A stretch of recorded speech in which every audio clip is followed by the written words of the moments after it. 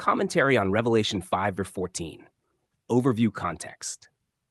This passage continues the throne room vision, shifting focus from the one seated upon the throne to the scroll and the one worthy to open it. The scene is not distant or futuristic in nature, but rooted in the immediate redemptive historical transition taking place in the first century world, where the Old Covenant order was reaching its consummation and fulfillment. Verses 1 to 4.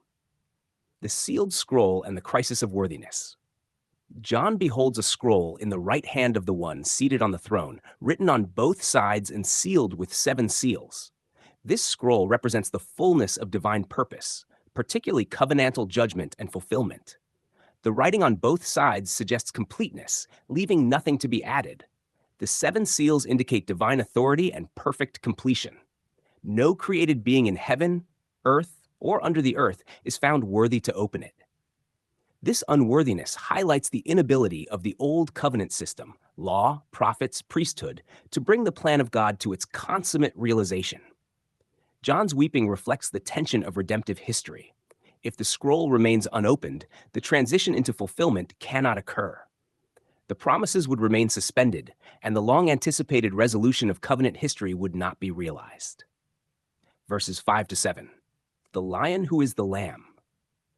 One of the elders announces that the Lion of the tribe of Judah, the root of David, has prevailed. These titles emphasize messianic authority and covenantal legitimacy.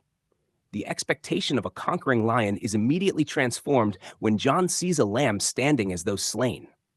This paradox is central. Victory is achieved through sacrifice. The lamb bears the marks of death, yet stands alive, indicating that the decisive act has already occurred. The language does not point forward to a future act, but reflects a completed redemptive event. The 7 horns symbolize perfect power. The 7 eyes represent complete knowledge and the fullness of the Spirit. The Lamb approaches and takes the scroll, not by force, but by inherent worthiness. This act signifies the transfer of covenantal authority, the right to enact what the scroll contains. And verses 8 to 10. Heavenly recognition of redemption accomplished. The living creatures and elders fall before the Lamb, holding harps and bowls of incense, which are the prayers of the saints. These prayers, long offered under the Old Covenant, now find their answer. A new song is sung, not anticipating redemption, but celebrating it as accomplished. The Lamb was slain. Redemption has been secured. A kingdom and priesthood have been established. The language is definitive, not provisional. The people are not waiting to become a kingdom. They are constituted as such. The priesthood is no longer tied to a temple structure, but is realized in a new covenant identity. Verses 11 to 12. Universal declaration of worthiness. A vast multitude of angels joins in declaring the worthiness of the Lamb. The 7-fold ascription, power, riches, wisdom, strength, honor, glory, blessing, emphasizes completeness. Nothing is lacking in the Lamb's authority or accomplishment.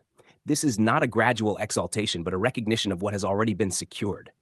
The Lamb's worthiness is grounded in the fact that he was slain. His death is the decisive event that qualifies him.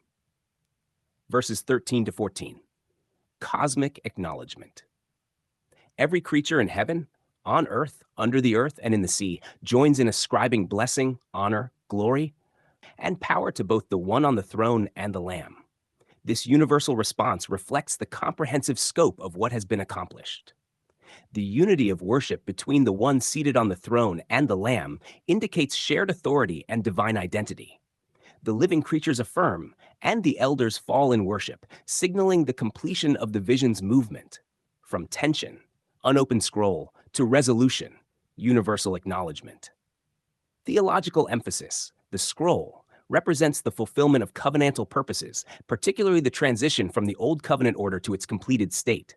The Lamb, central figure whose completed work establishes worthiness and authority. Redemption, presented as accomplished, not pending. Kingdom and priesthood, established realities, not future expectations. Worship, a response to completed redemption, not a plea for its arrival. Concluding reflection. Revelation 5 presents a decisive turning point in the vision. What could not be opened under the old order is fully revealed and enacted through the Lamb. The emphasis throughout is not on anticipation, but on realization. What was promised has been brought to its fullness, and heaven responds accordingly.